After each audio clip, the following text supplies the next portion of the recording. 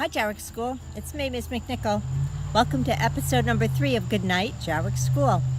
It's been so hot for so many days that I thought today we would have a story that takes place on the beach to help us cool off. Before I read your story, I'm going to share with you a little episode that happened to me while I was on the beach in Maine this summer.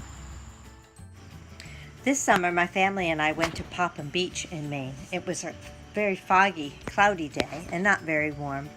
But my daughter, my 2 nieces, jumped into the water and enjoyed the waves. My husband and my sister stayed on the beach and chatted a bit. We turned around after a bit and saw a baby seal pup who had swam up onto the beach. We're not sure why he was there. Perhaps there had been predators in the water. Perhaps he was just lonely. We're not sure. While we were watching, one of my daughters ran off to get a lifeguard, and before we knew it, she was back. They were calling a marine biologist to come and have a look at the seal pup. After some time, we turned around and the seal pup had made his way back into the water.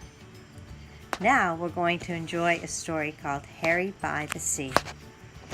Harry by the Sea by Jean Zion. Pictures by Margaret Bloy Graham.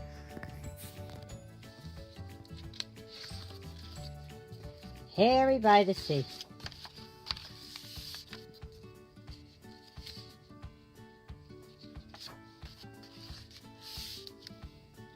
Harry was a white dog with black spots who liked everything about the seashore, except the hot sun.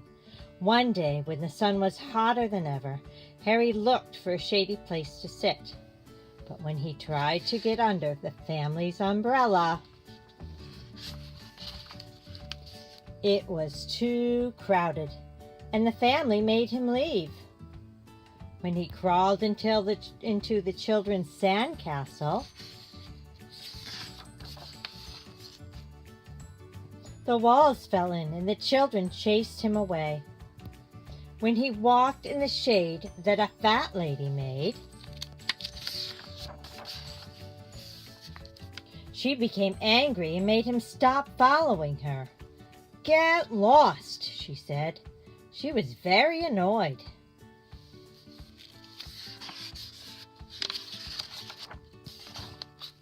The sun was very hot, and Harry had walked a long way from the main beach. He was tired, so he sat down at the water's edge. All of a sudden, a big wave came from behind and crashed right on top of him.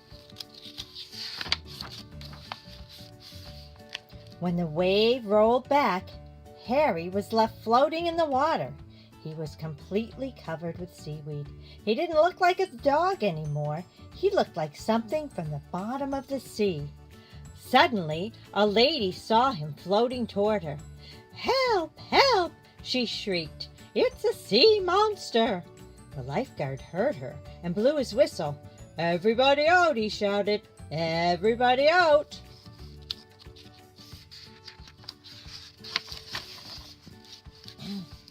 Everyone ran out of the water, and so did Harry.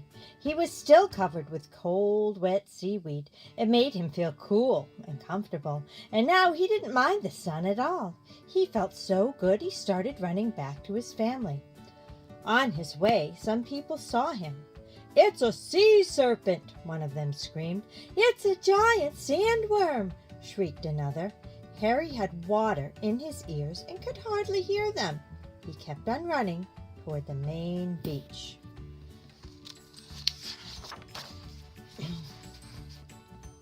When he got there, Harry stopped and stared. Instead of just his family's umbrella, now there were hundreds of them.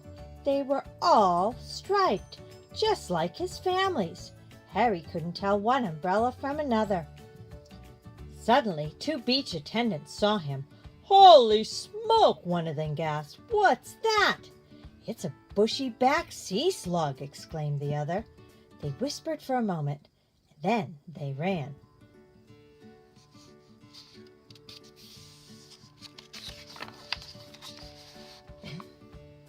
Harry went from umbrella to umbrella, but he couldn't find his family. everyone wore sun hats and sunglasses, and everyone used suntan oil, just like his family.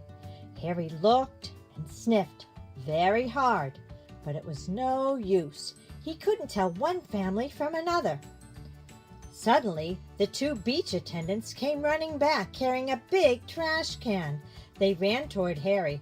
"Stand back," one of them said to the crowd. "We're going to catch it and take it to the aquarium," said the other.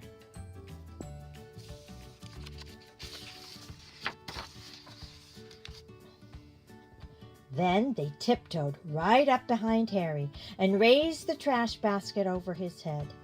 Harry didn't know the beach attendants were behind him. He was listening to something. He thought he heard someone calling his name. There it was again. "Harry! Harry! Harry!" Now Harry was sure. He didn't wait another second. Just as the basket came down, he ran. He ran right out from under the basket. It happened so fast, the beach attendants just stood there with their mouths open. As he raced through the crowd, some people screamed, some people ran, and some people did both. But Harry paid no attention. He kept on running across the beach.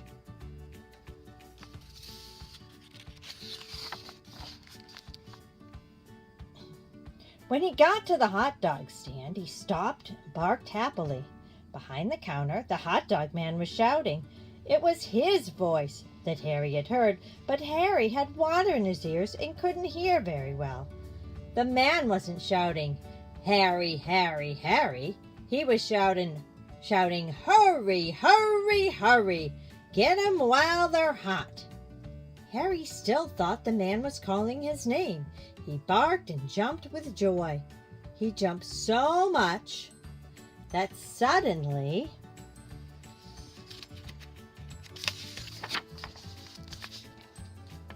the seaweed all fell off.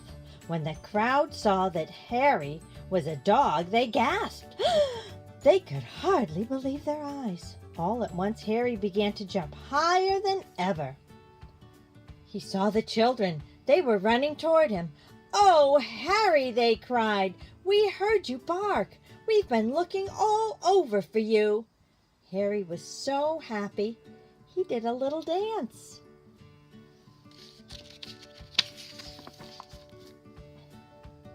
The hot dog man was very grateful to Harry for bringing the crowd to a stand.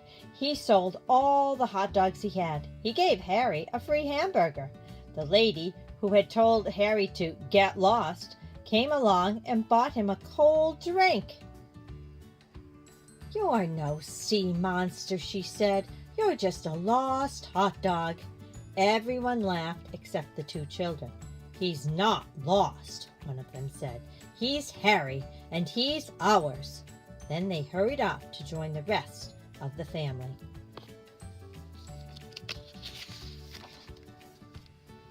The next time Harry's family went to the beach, they brought a new umbrella. Harry liked this one very much. It was white with black spots. No matter how crowded the beach became, it was easy to find.